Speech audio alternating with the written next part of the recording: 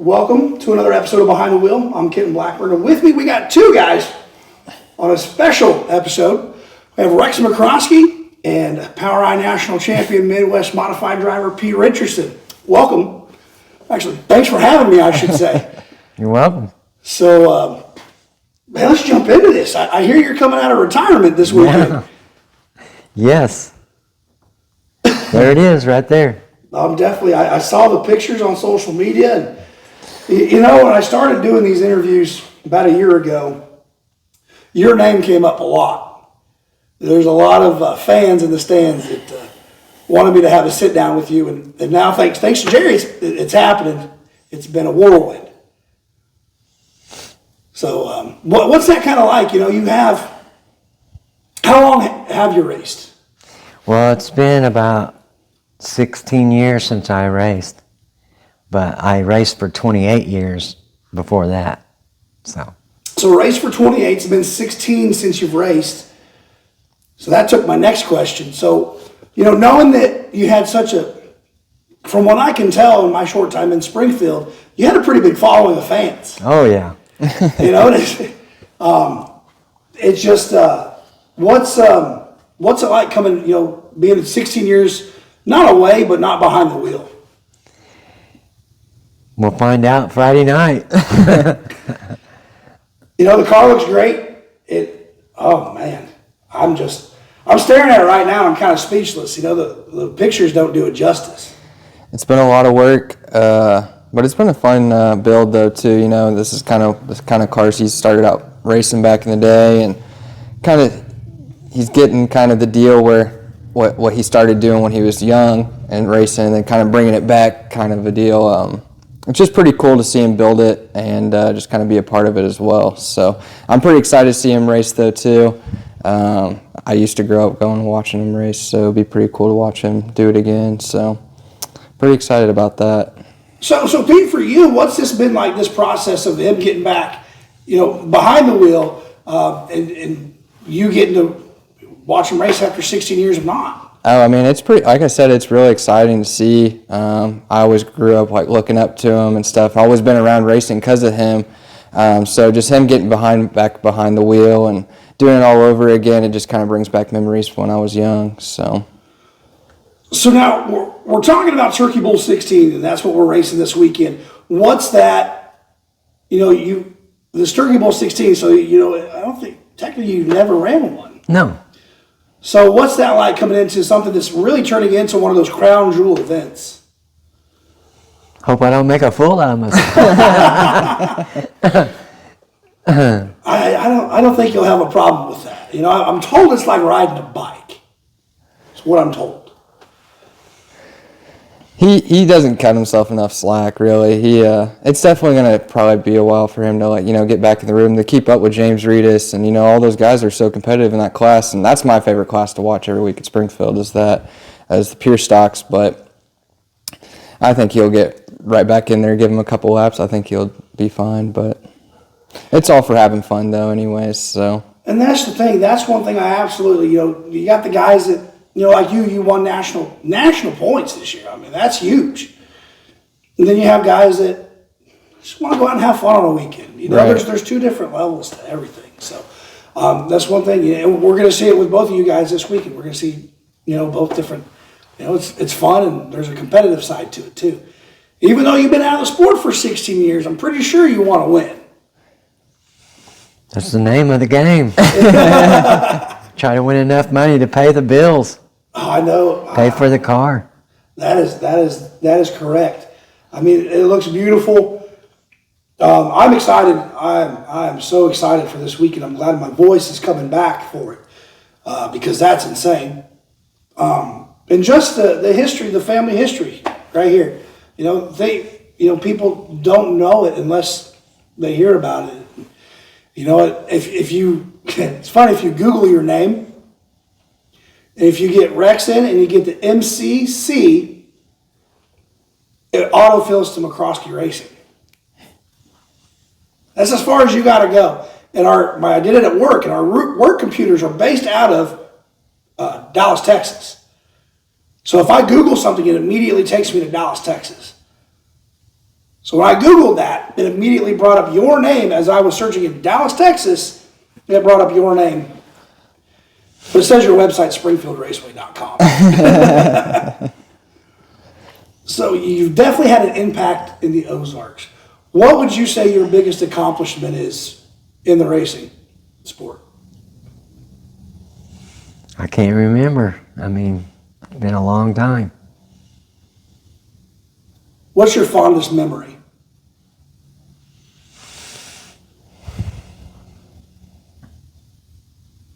I can't tell you. Too many good ones, huh? Oh yeah, all the racing memories are so good. I mean, they're all great. I love racing. That's the only thing I like to do. I don't even care to watch asphalt racing, but I love to watch race cars go around the dirt track. And especially Jerry's track, man, I love that track. You know, for a long time, I had fallen out of love with racing. I couldn't do it anymore. So I was sour and I wouldn't go. And I remember I first moved to Springfield, and Billion Automotive, not Billion, but the Big Lot, Reliable Chevy sponsored a night. And I came out and I watched. I was like, yeah, I miss it. I never went to Lucas, never went anywhere else. Then we moved off. I went back home and raced a little bit more. And then I moved back up here about 6 years ago. And I came back out to the track, and it was totally different. The way this track is, I've been to a lot of tracks between racing myself, doing the whole behind the wheel thing now, and announcing and things like that. You can't beat Springfield Raceway. No. That track is awesome. No, I agree with that. There's a lot of racetracks out there, and a lot of racetracks can be fun, but the thing about Springfield, with it being so wide and usually pretty smooth for most of the time, and Jerry just knows how to prep a track really well, and that helps a lot, having someone that can prep it week in and week out to make the racing surface really good, and that makes... It's a magician. Yeah, I mean, and a lot of people think it's really easy. It's not that easy. It's hard work. It's a lot of work. You got to watch the track throughout the night and make adjustments here and there to make it just perfect, which he seems to do about every time that I race out there. And usually we can go out there and not tear as much stuff up because it's so wide, it's so racy, and I just love the facility too. I love the racetrack.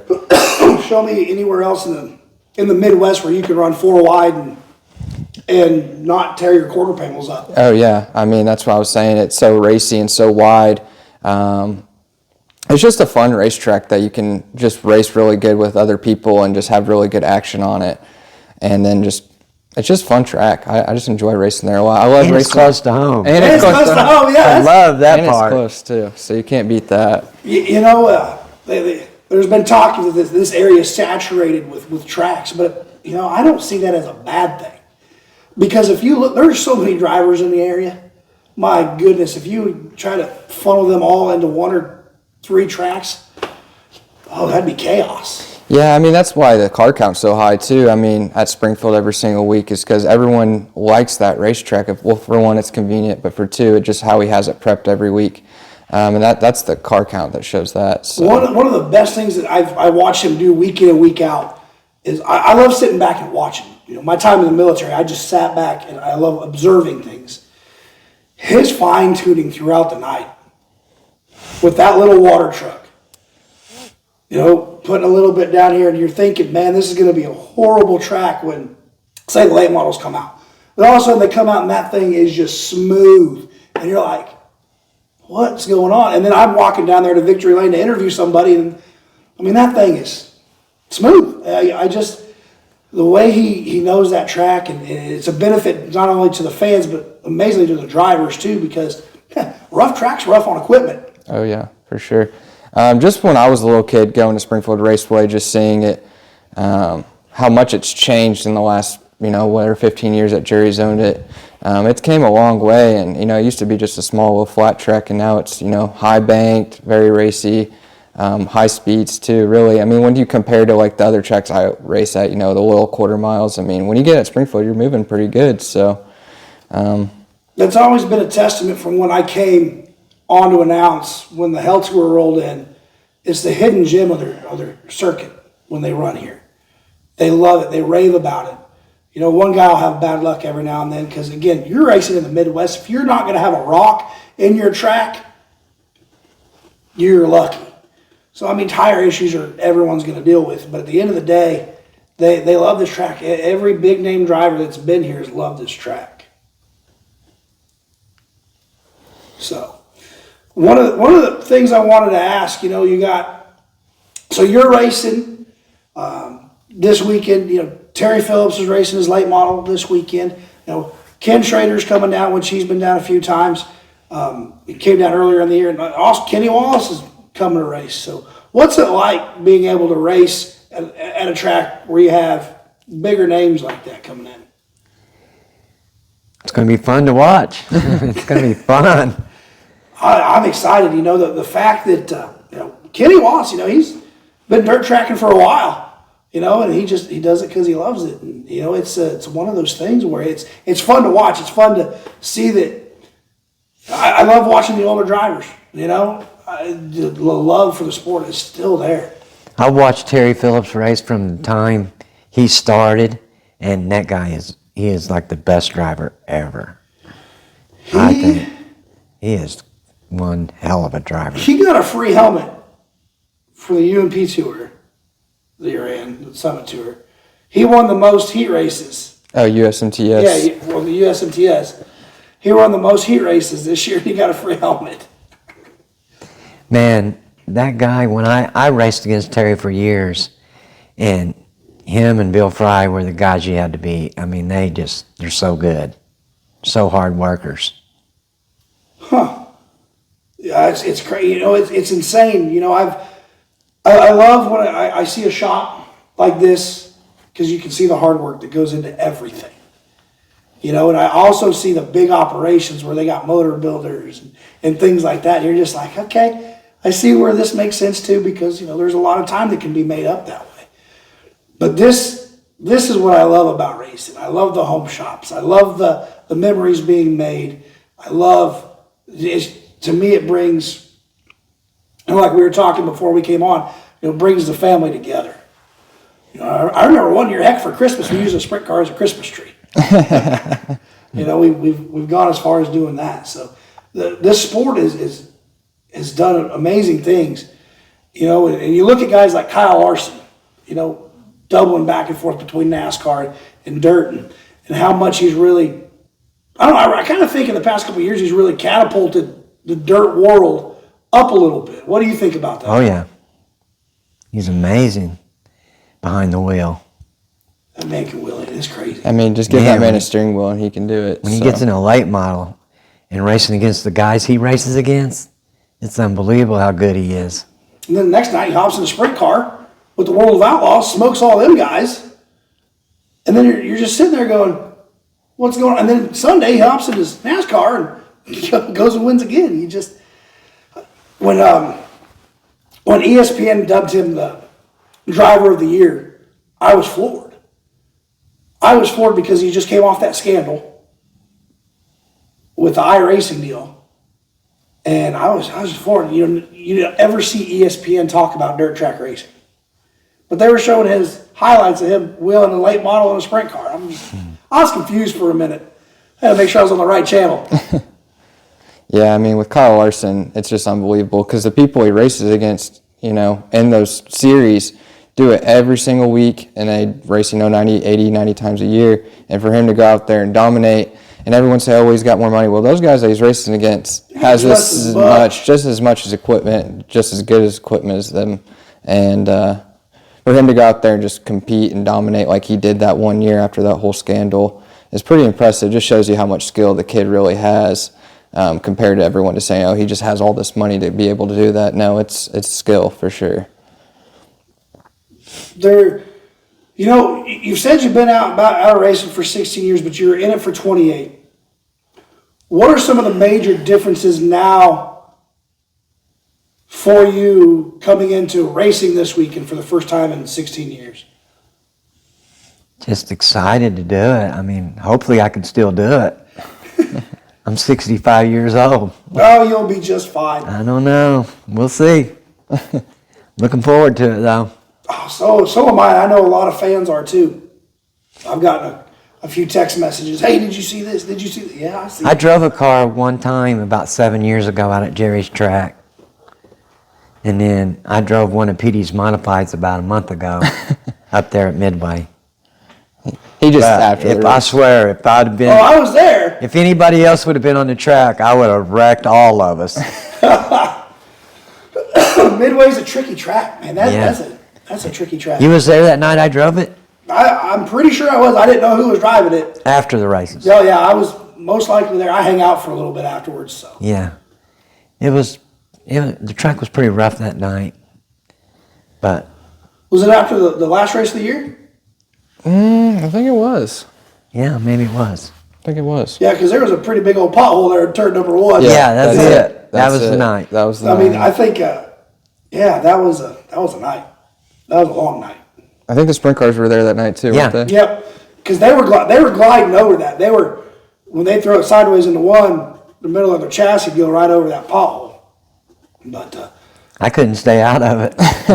I knew it was there. I just couldn't stay out of it. yeah, it was big. That was the first time that pothole has reared its head since before the what was it? Before the race we had back in August out there. The big Saturday night show. He does a good job keeping that track right, though. I mean, most of the time it's good. Yeah, most of the time it's pretty good. Every track's gonna have its nights where it's gonna come apart. That's just part of it. You can't really control that, but he does usually do a pretty good job every week to make it. When I first started out there, everyone's like, "Oh, you're not going to have fun out there. It's not the same type of racing. It's single file." And when I got out there, it was single file. But Clinton crew have done a great job. Fixing that front stretch was huge. Yeah. Oh, yeah. That was a big water deal. And- coming across. Yep. And now there's a high line there. Yeah. There is a He high- loves the place. I love Midway. I like racing there, but I would say there's not necessarily a high line quite there yet. They're working on it, but I've seen it come into play where you can pass cars. It's a lot better than it was the year before. He's definitely trying to make it there, but on those little tracks, usually the shortest distance right around the bottom. That's where you got to be. But sometimes I've gotten beat up on the top too. So I watched Anthony beat you on top one night. Anthony's beat me on the Because- top a couple times. So. Because I'm sitting up there and I shut my mic off and I look over at Ronnie and I'm like, I don't know if Anthony's got enough because you're fast on the bottom. Anthony's good, man. Anthony's the guy to kind of beat this year. I mean, there's so many guys. I can't really just say Anthony. There's a lot of guys, but I mean, every week if I can finish ahead of Anthony, I had a good night. So Out here at Springfield, there's 15 or 20 guys that can win any night. Any night. And it's that way between the Midwest Mod A class, of course, in Springfield. It's that way there. It's that way with the pure stocks. It's that way with the B mods. There's no runaway guys anymore. I got to ask you, do you attribute that to everyone kind of having even parts, like to a rules package, or is it more of everyone just kind of figured out how to wheel a race car all of a sudden? I couldn't tell you that. I know they're all good. They're all good drivers. I think in having rules set though, also where you're almost pretty much everyone's even for the most part helps a lot.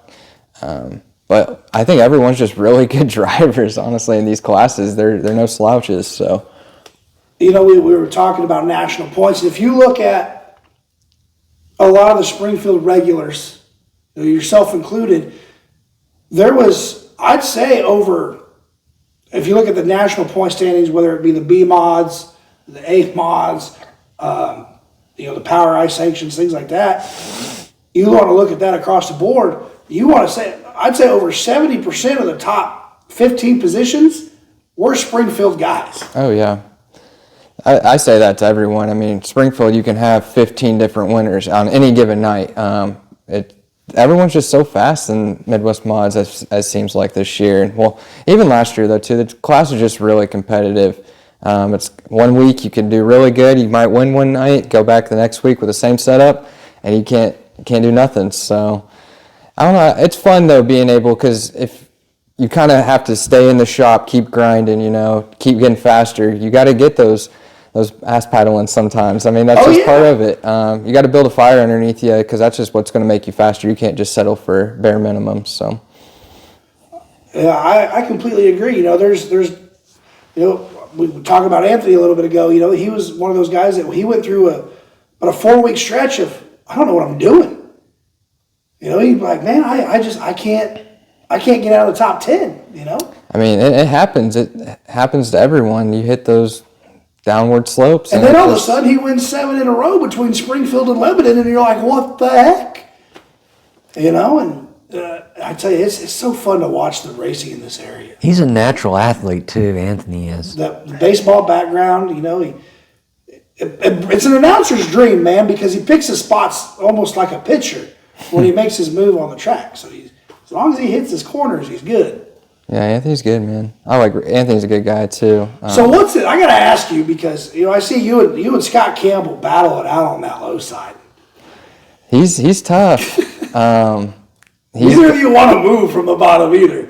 No, I mean you don't tear up as much equipment when you're on the bottom. It's easier on motors, easier on tires. But Scott's really good on the bottom. You can't pry him off the bottom. The catfish for nothing. Yeah, you can't pry him off the bottom. And sometimes he gets underneath it. You think you're running the bottom, and you're not on the bottom because he'll still pass you. That's just how he's just good. Like I said, everyone's really good, but especially him on the bottom. You can't get him off the bottom. Yeah, it's fun to watch him work his way up. If he's had a bad heat race and he's got to start towards the back, it's fun to watch him work up through the bottom because every now and then he'll methodically move up to get that position, but it's fun. It's same thing with you. You pick your spots, but you don't get off the bottom. You don't have to. I think one night I had to mute my mic because I was like, "What the heck is he doing on the top side?" I think that was the only way you could just get going. Yeah, I mean you just got to read the track. I try to stay on the bottom. I preach to him, stay on the bottom, stay on the bottom. That was my next question. I was like, "Well, what did you do back in the day? Did you stay on the bottom?" No. I was more of a bottom person, but if they was all on the bottom, I would be on the top. If they was in line on the bottom, I'd be on the top. So, I don't know. I like the bottom. I did too. The top makes for a good picture, I'll give it that. Top makes good for a good picture. You can be hero up there on the top, but you can go from hero to zero really quick up on the top. Good way to start all over. I have junked more stuff on the top side than I have ever done on the bottom. And you're right, it saves. Your tires aren't spinning near as much. And it's hard on the motor. You got a lot more moisture on the bottom side of the track than you do the top side.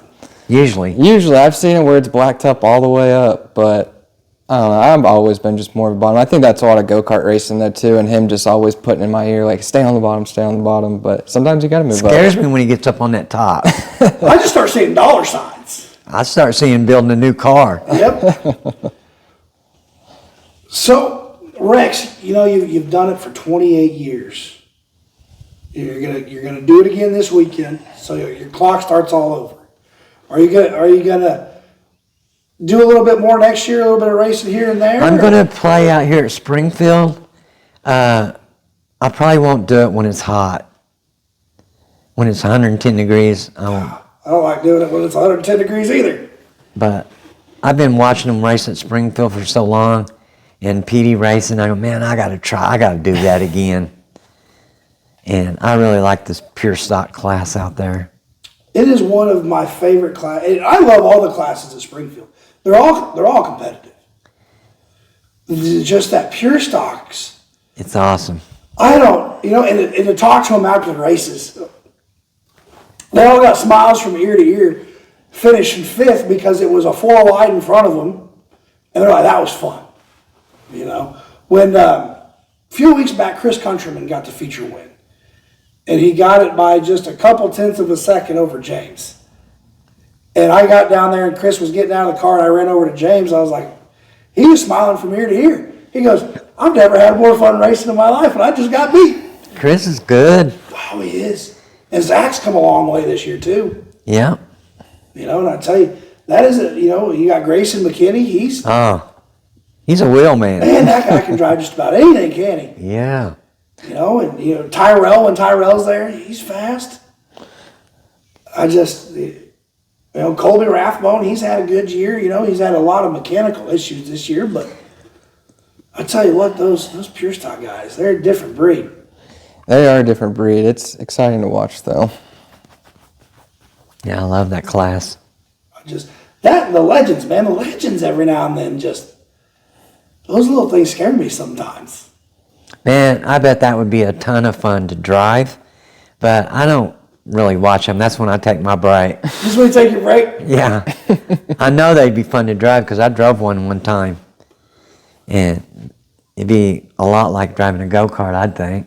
But So, I got a hot lap one. Not hot lap, but I've been offered a hot lap them left and right. I just don't have time pre-race.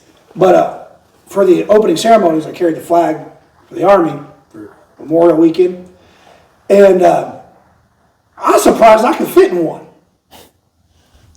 Pretty roomy. they have, Junior, I seen one last week. Junior told me they do some mods for a bigger guy. There's a kit you can buy to put in. Yeah, it's called a big boy. It's basically just a seat in the way the doors open. So, yeah. And I think it moves the seat back a little Yeah, bit, it too. slides the seat back a little bit and it kind of just moves some different components around. But Yeah. yeah, there's, like I said, I was in Colin Bowen's 88. I fit in that one, and I've been in and out of Justin Comer's a few times, which that's a cool one to be in. You know, he's a two-time national champion now, since he just went up there and won it again this year. He's good. That man, I tell you what, if he wasn't such a family man, he could have a heck of a career behind the wheel. Oh, my goodness. Between that B-Mod and that Legend, that guy is fast. Yeah, I think of these legends too, with it being such a short wheelbase car, they are pretty tricky to drive. And when people go into another class, they're finding those cars easier to drive because those legends are so harder to drive. So like Grayson McKinney and them coming in and like doing double duty on both classes, I think that's helped them a lot, just being more smooth on the wheel. So As those Legends, you know, talking to those guys, you actually have to steer it. You can't just kind of let the track and the wheelbase, you actually have to get on the wheel. I wonder if that's what made Grayson McKinney such a good driver in his pure stock. Hi, babe. So I tell you what, those pure stock guys, the Legend guys, you know, and the amount of talent we have all the way through there. You know, it's just, you know, how's the talent now compared back to when you drove? Man, it seems like all these drivers are better. Of course, no.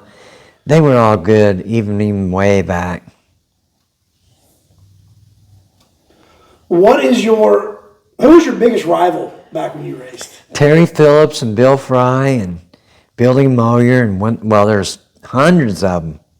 But Bill Fry and Terry Phillips was about every race I ever went to. Right here in the area, you're shaking your head. There's got to be a story there. oh no, I'm looking at me more. There's got to be a story there. I raced against them every weekend, 3 nights a week for years.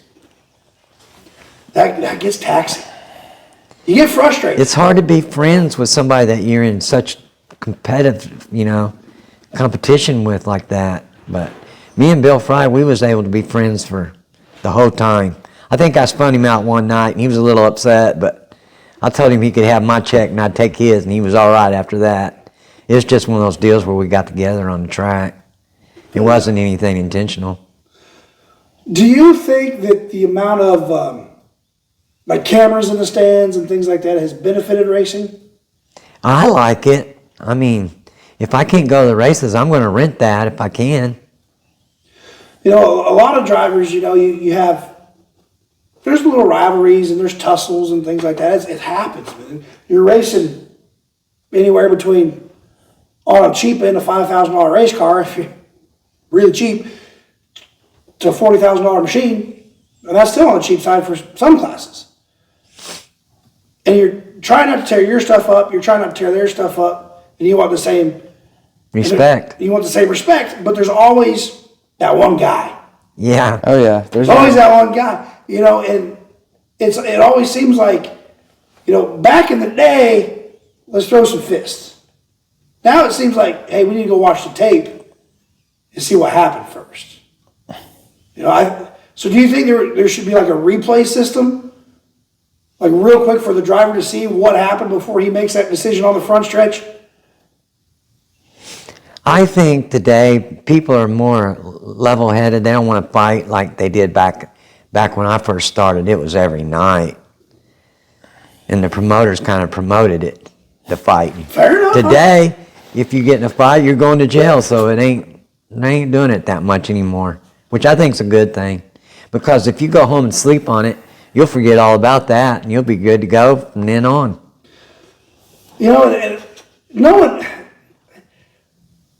Let's see. I think a handful of times in my little over 2 years announcing now, I've seen a handful of intentional spins. Most of it's after the green or the checkered flag's already dropped, and then there's some extra tapping going on. You know, it seems like the tempers are down.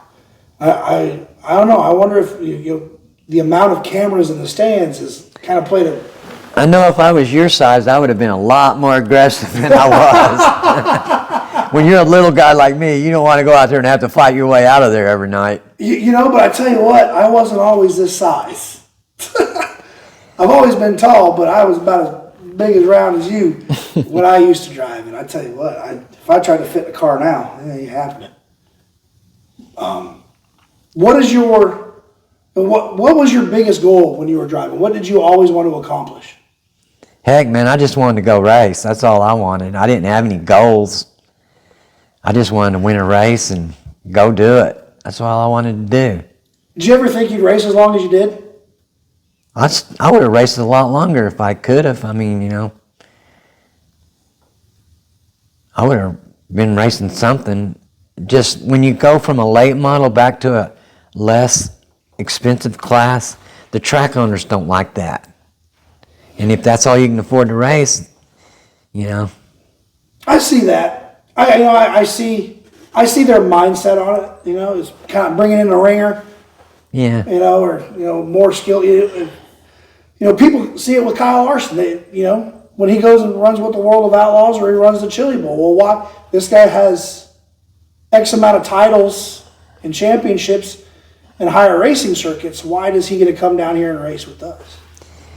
I don't know. Kyle's racing against guys that are just as good as him, not better. I mean, those guys that he races against, they're pros. Oh, definitely. But when you drop back from a late model to a bomber, they don't. Yeah. They don't particularly care for that. They can get over it. It's like everyone. Are you a Dodge guy or are you a Chevy guy? I'm a what I can afford guy. Same with race cars. You race what you can afford if you really want to do it, and that's why I absolutely love it. The thing is, there's no cheap race cars anymore. They're all expensive. God, they're not. Yeah, but that compared to a late model. Oh, well, yeah. That's fractions compared to a late model. Yeah. But Even some of these B-Mod chassis. Oh, my. Holy smokes. Not to mention names. I'm not going to mention I've heard like the base, just the chassis is like 40 grand.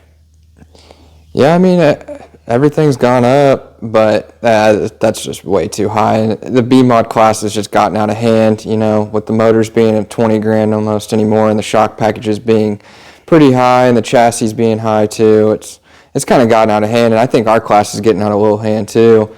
It just every single year it's just more and more money, and then we're basically what a B-Mod was a couple of years ago. Right. So, and that's just how every class goes though. They allow rules, they open up the rule book, and then a couple years from now, then they're going to drop it where it's just going to be. There'll be another new class. There'll be another class. Everyone That's how it goes with everything in racing. So, just got to weather the storm. yep, And hope the funds last out. yep. So with the car you're running this weekend, do you got anybody you want to thank? Oh, yeah. Jeff, Petey, Jim, all the guys that helped me build it. How long have you been working on this one? It took us 8 weeks to build it. We drug it in as a basket case, and we completely rebuilt it, brand new. 8 weeks. I'd still have the motor out of this thing. It'd still be up on jack stands. I wouldn't have any decals on it. I had some help, though. Jeff really put out a lot of work on that car, and so did Petey and Jim. It takes a whole army almost to get a car completely ready to go. You can't just single each person out. I built 2 cars this summer, the black car and this one. Oh, wow. That one was 8 weeks and this one was 8 weeks. And I thought I'd get this one done quicker than 8 weeks, but no, it took me 8 weeks. I mean, just to do it again. That's, and there's, for a while I kicked around the ideas of wanting just to put together a race ready car and then sell it. Just something to do. Just because I love it. oh man, after you put all that work in there though, you're I'm so gonna attached wanna to do it. it. Yeah, you're so attached to it, you ain't gonna let that thing go. Exactly. That's why I didn't do it. I'd have about 3 or 4 race cars sitting at home right now and a mad wife. We got 3 right now and I'm wanting to drag in another one. Let's go. I found me one I'm wanting to build real bad, a Ford. I'm wanting to build a Ford next. Oh, man. I got a nephew I'm wanting to put in one, and he's a Ford man. I'm not like that. I like them all. I like Dodge, Yeah. Chevy, Ford. They all have their bright spots. I like them all. The Chevy's just the most convenient and easy to come by stuff. Oh, it is. Yes, Chevy is. You can get that stuff everywhere, and it seems like it's the most durable. Yeah. So the '68 Chevelle. Yep. Found it on Facebook Marketplace. In this car, when we talked to the guy that owned it, he said it was built in 1994. They raced it 4 times, and then it sat in a barn for 27 years. He pulled it out of the barn, put it on Marketplace, and me and Petey went down and looked at it and bought it. That is crazy, and the fact that it took 8 weeks and this car looks pristine. I mean, of course you gutted everything. You probably sanded everything. Sandblasted it. Sandblasted. Reminds me of my cousin's old. He had one of these. Back home they call them thunder cars. Just a pretty much stock class. And he took a paintbrush with a bunch of different colors of paint and spackled and made it just this is the most hideous looking car. But that thing was fast. That thing was fast. And I love the stock cars. I do. I love them. They're easy to get parts for. You don't have to get anything custom fabricated most of the time. It's just... Yeah, most of the pure stock guys build their own cars. They don't go just buy one and get in it and drive it. They build them themselves. Yep. That's why you can't find a Monte Carlo chassis around here anywhere. Try to find a Chevelle chassis. I bet that's hard. I bet that is extremely difficult. So there's a threat of the R word this weekend, some rain. I hope I at least get to drive it. I mean, I don't think I can wait another week. We've already had it on the go-kart track. We got a go-kart track back here in the backyard. Oh man, I bet the neighbors love that one. They don't seem to be, I don't know. People tore that track up. I had to fix it today. He tore my go-kart track up. It's hilarious. So you're going to test and tune it Friday, right? Yes. Then I'll tell you if I'm going to race it on Saturday or Sunday. Oh, come on now. Even if you tag to the back. That's my plan. That's your plan? Yeah. I respect. I mean, definitely, especially if you're going to race it, off and on next year. When it's nice and not 1,010 degrees out. I know I ain't got a chance to run with them boys out there, man. Them guys are so good in them cars. James Reedus is so good in the car. He can tell you if it needs a 25-pound stiffer spring in the right front or not. He's so good. He knows exactly what that car is doing. That man is humble, too. He's a good guy. He is a good guy. He come down and kept an eye on me and kept me in the rules. He kept me informed on the rules so I didn't get out of hand too bad. We'll be dropping a late model motor in there before too long. But no, just the sportsmanship across that pure stock class is by far one of the coolest things that I've seen at any racetrack I've ever been to. And granted they have their little tiffs, things like that. I remember Grayson won a few weeks back, and he ended up spinning out Zach because they were trying to go 5 wide down the back stretch. And Grayson in Victory Lane goes, man, I'm sorry. I stuck my nose where I shouldn't have. You know, and they know when they mess up, and they admit it, and they go to the pits, they have beer, to go home. There's always another race. That's where you got to look at it, and you got to leave everything that's on the track. You don't bring it back to the next week. I mean, it's not worth it. Like everyone I've raced with at Springfield for the most part has respect amongst each other. So that's what I also like about racing there. You go to these other tracks and you're kind of an outsider or something, then they kind of don't take that very good. But racing, they gang up on you. Yeah, they gang up on you. They kind of have something against you. They want the hometown people to win. They don't want someone else from out of town coming in. He must be talking about Nevada. That place is a joke. He told me he was going to go to Nevada. I go, good luck getting out of there alive. I like the track. I just haven't had good luck there. We love the track. It's the people up there. Yeah, just haven't had good luck up there. Now, was that the same way when you drove? No, well, yeah, Nevada was like that because we won a late model race up there one time, and the guy that owned the track, he come over to me, he says, hey, Rex, he goes, you might want to get your car loaded and get the hell out of here. I said, all right. So I did. Oh, man. But I don't remember it, but a friend of mine was over here last week and said, do you remember going up to Nevada and out running bowling and all them fans was wanting to kill you? And I go, no, I don't remember that. He goes, yeah. I don't remember that, though. Yeah, it's weird how it's like that. And I've noticed that through my time growing up around the sport, that if you're not a hometown hero and you come in on an off night just to go on a special when they got added money, that's when they really don't like you. Oh, yeah, and then you spank them. Yeah. And you pass tech, and they're just like, Oh, up there at Nevada, you're not going to get through tech if you ain't a hometown boy. So that happened at another track down the way from Springfield. They won it, and they failed him in tech, even though he had just passed at Midway and Springfield the week before, and they failed him. I was like, I mean, it all comes down to what they're checking that night, too. They disqualified him up in Nevada for a swivel ball weight jack, and it's legal in the rules. Yeah. So, you know, and you're right. It does go with what they tech, because they don't tech the same thing every night. If they do tech, they don't ever really tech anymore. That's the problem. That's why they let these cars get out of hand. They don't tech nothing. I mean, and then when they do tech, everyone throws a fit. Yeah. Yeah. And those guys that's cheating, they throw a hell of a fit. Yeah, because they just got figured out. Now they got to go back to plan B or plan A, which was sitting back in the middle of the pack. Right. You know, and the thing is I'm going to be honest with myself here. If you're not, there's always that gray area with rules. If you're not flirting on the darker side of that gray area, you're really not trying to win.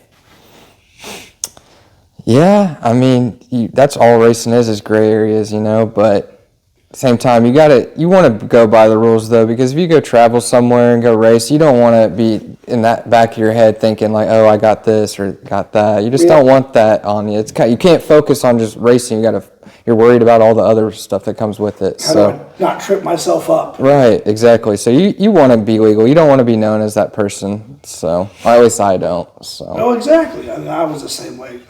I teetered on the dangerous side a couple times.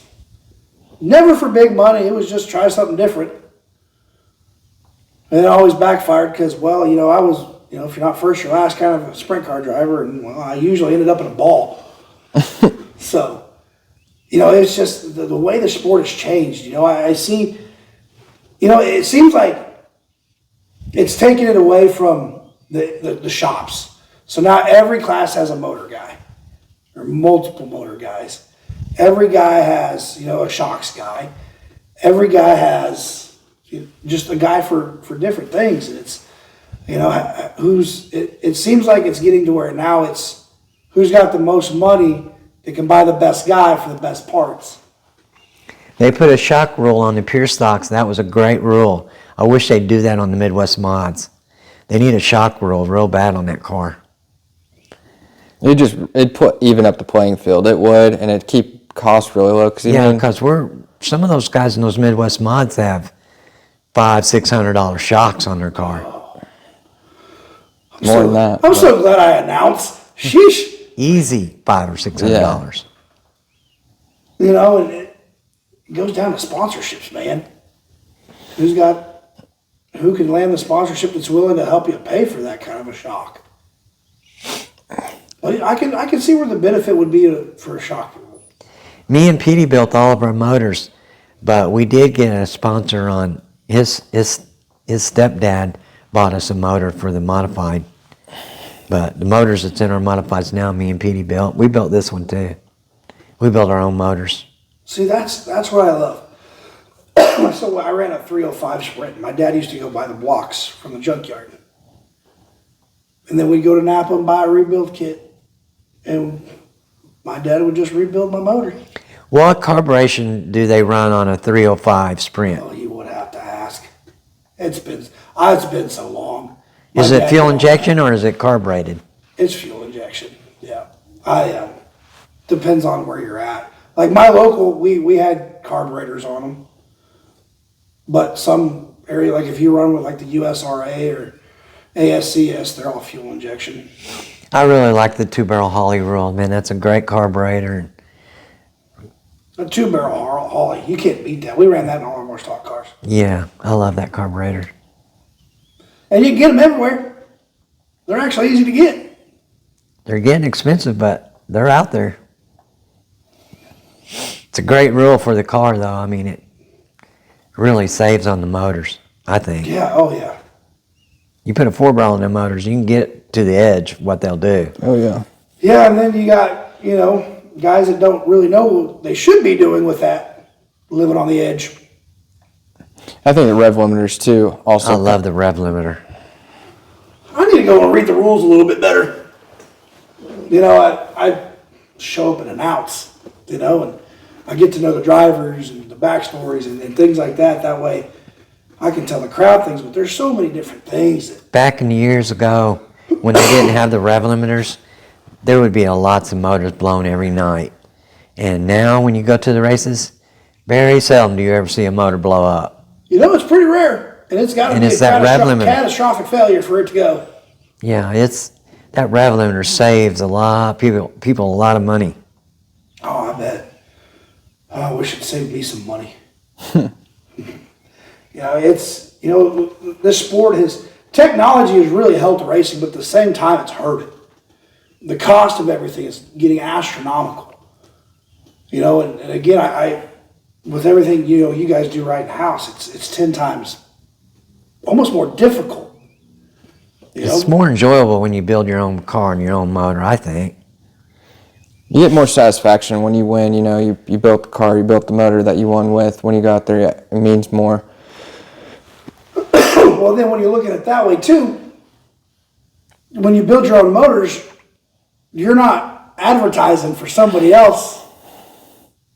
For the other guy going, well, he beat me with that motor, I'm going to go buy one too. So when you build your own, you're like, secret blends of herbs and spices over here, guys. This is what we run. We just find joy out of building them. They're fun to build. And we ran a Yeoman motor most of the year. Yeah. Had good luck with it. The Yeoman's got some good motors. My goodness, that motor I've seen win everywhere. He builds a lot of motors, and John's and the whole crew over there have treated me really good this year and helped me out when I needed it and stuff like that. But a lot of everyone's runs his motors, it seems like. I mean, Eagle's good motors too, but we've had good luck with our Yeoman motor this year. So. And I'm not trying to bash these motor builders and things like that because they saw an opportunity and they ran with it. That was phenomenal. I don't know how they do it. Those guys run the guts out of those motors. And those guys build those motors knowing that. I don't know how they do it. I was always hesitant, because I'm a poor boy racer. I had to wait to get my paycheck on Friday to go get the last few parts I needed to go race Saturday. And that's, everything I got a lot was out of the junkyards. I never once had a brand new motor. Never once. It was all junkyard stuff. And I loved it that way. I was competitive that way. I attribute my dad to that. He's a really good motor builder. But, yeah, that was a long time ago. So we got 3 sitting in here. Yep. Finally found the tickle in my throat. And 2 for sure are getting raced this weekend. Yeah, He's going to take both of his cars on Friday night and practice with both of them. And I'm taking this one, so. And then he's Okay. going to figure out which one he wants to race. So now someone told me a rumor that 1 car set up for Springfield, 1 car set up for Midway. No.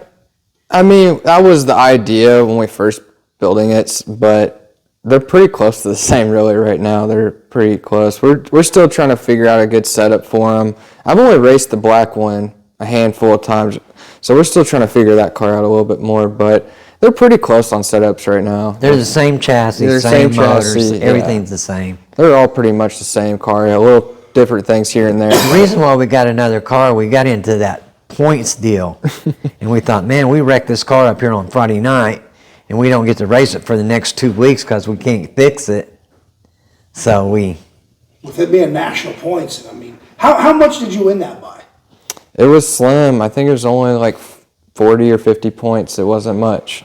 So one night could have made a difference. Oh yeah, I think 1 or 2 nights. I think I had 2 more wins than Colt, or maybe just 1, but it was close. It was really close. And he kind of quit early in the year. I think it would have been really tough, I think, going later into the year if he didn't quit so early. So, but. Are you going to chase the national title again next year? Going to defend it? I mean, if it comes, it comes. I mean, I don't think we're going to necessarily go focus directly on the national championship, but if it comes, it comes. But I think we're just going to go race wherever. Is that how this year started? Yeah, it was, we're just racing, just having fun with it. And then we did it pretty good early in the year. We were leading the points. From He the led it get-go. all year, so Yeah. we was going for it from the Yeah, beginning. well, I guess from the beginning, but it just happened. I don't know. We were definitely towards the middle of the year. That's all I was focused about was just points and stuff. But when you're points racing and stuff, it just you have to do desperate things at times. And instead of like, oh, I'll just stay here in second because I'll get good points, and instead of like just go and always win, you kind of have to settle for some things at nights. But next year, I think we're just going to have fun with it, and if it happens, it happens. So, Where do you both see, this year prices started skyrocketing with the pandemic that hit. Tires shot through the roof. Tires, wow. Where do you see that trend continuing into next year? I don't see anything going down. You're not wrong. that's what's really tough. They need to get a handle on this tire deal. That American Racer's $175. That's too much. And they wear out pretty quick, too. Oh my goodness. I don't understand how these late model guys are doing it. Well, the late model tires are only about $200 a piece now, and that's quite a bit more tire than an American Racer. They're a little bit higher than 200, I think, but I don't know how much they are, but they're definitely I'm sure higher it's than high. that. They're high, and But but that's Tony. well, they also have them on a soft tire roll this year, so they run through those tires instead of if they're on a harder compound tire, they could probably get more life out of them. But being on a soft tire like they were this year, they were going through them left and right. I mean, every single night they were going through 4 tires, which that bill racks up pretty quick. Oh yeah, you got to think. I mean, that's $800 in tires after $200 a pop. That's a lot.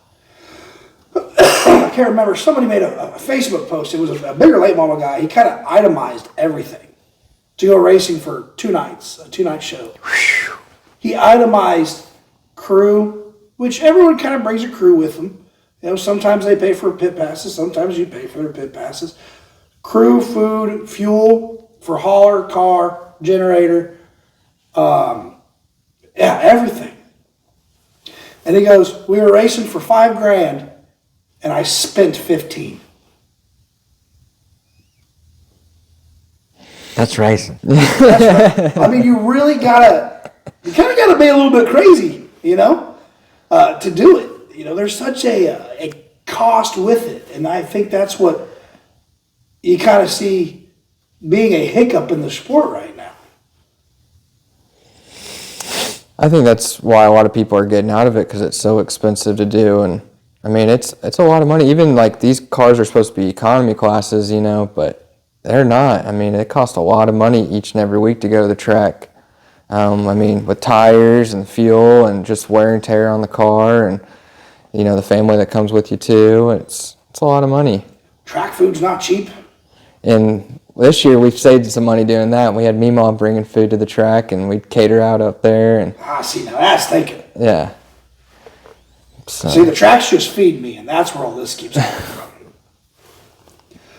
So what are both of your goals next year? My goal is to stay on the same lap with James Reedus. That's hard. That's going to be hard some nights. Stay on the same lap with him. Except he won't be in that station wagon. So He'll have a brand new bullet, so. But all those guys be fast. Pete, what about you? What's that goal for next year? Oh, my goal is 13 wins. I guess 13 wins. I only got 12 this year, so 13 next year. And But what if you get your 13th at the Turkey Bowl? that's true. That's always the goal, is to win. I mean, if you're going to the racetrack not looking to win, then you probably need to find a different sport. But that's your goal every night, is just, load it on the trailer for one. That's always the first goal. That's the main thing. That's the main goal there. That's a win in my book. Yeah. And then, How many cars do you estimate in the Midwest class for the Turkey Bowl?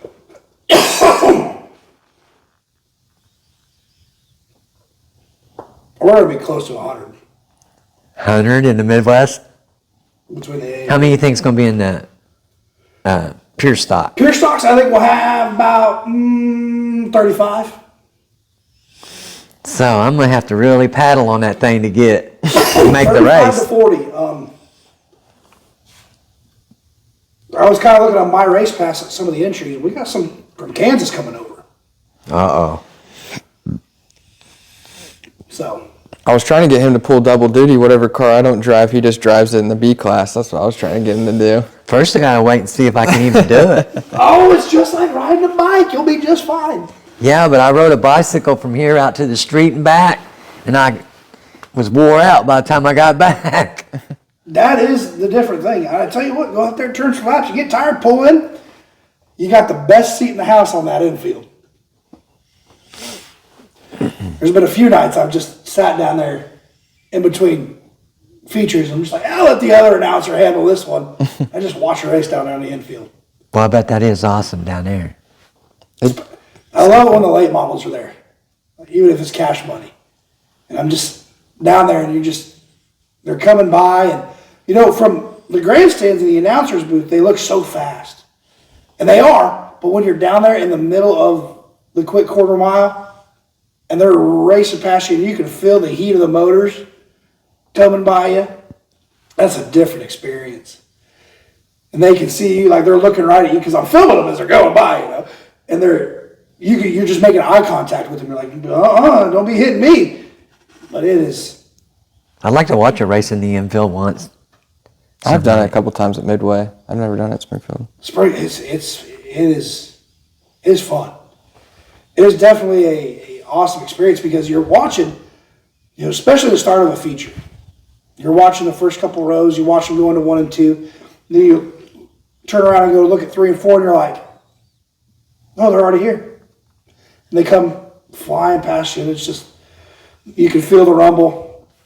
You can feel it in the announcer's booth, but when you're right there, 15 feet from them, it does not get any better than that as a fan.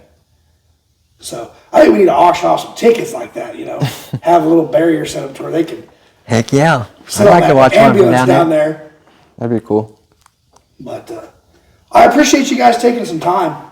No You problem. got sponsors you want to shout out, or?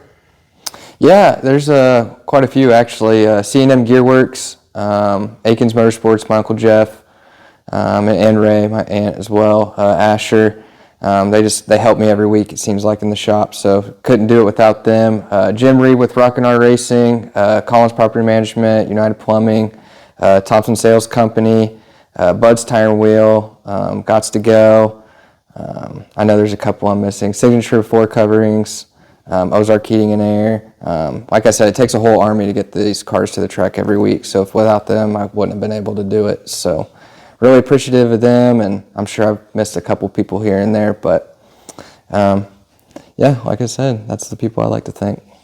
I want to thank Jeff. Yeah, Jeff, my Uncle Jeff is by far probably has helped me out the most. I mean, he's here every day, helping me out on the cars, whatever I need, and just being able to do it with his sons too, my little nephews, or my little cousins.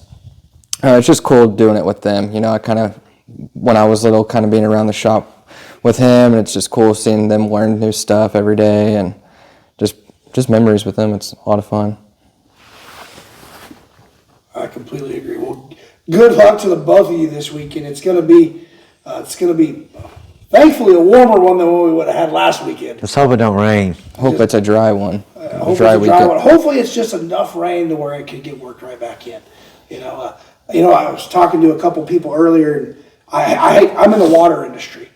The water table in this area is low to the point where people are losing livestock because their pumps are burning up. So we need the moisture, but at the same time, we need the turkey bowl too. Yeah. Yeah, I think Saturday it's kind of iffy, but Friday I think we'll get in Friday, get him some laps, and then I think if we have to run it all day Sunday, we'll just make it a Sunday. I'm telling you what, we start at 10 o'clock Sunday morning, and we'd be done by 10 o'clock Sunday night. I think we'd be able to get it in. Sounds like fun to me. Yeah, I think Jerry could pull it off too. I've seen him where he can get them through really quick. I mean, we do it with KTTS, and that has about 200. We had over 250 cars for that. Yeah. So if we have, we might have to jockey some things around, but I feel like even Saturday we should be able to get all the heat races knocked out, to where we should have just about everybody locked in for. That's just my hopes and dream, and hopefully it all works out and it's all sunny all weekend. I hope it does too. Either way, I'd be fine with an all-day deal on Sunday. It'd be more ideal to do a 2-day. I think all one day, it's definitely cheaper that way to do it one day. That ain't no joke. No joke. But to have a better racing surface, I'd say a 2-day show would probably be better, but we'll just see how it goes. I love the way Jerry farms that track, don't you? Oh, it's great. I'm excited. I can't wait to get off work. Well, I don't work tomorrow. I'll probably just drive out there tomorrow. Tomorrow's Thanksgiving.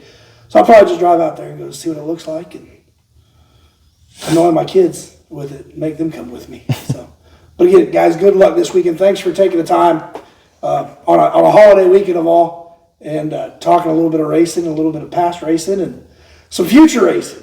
It's going to be going on. So from all of us here at Behind the Wheel, thanks for another episode, and we'll see you all at the racetrack this weekend for Turkey Bowl 16.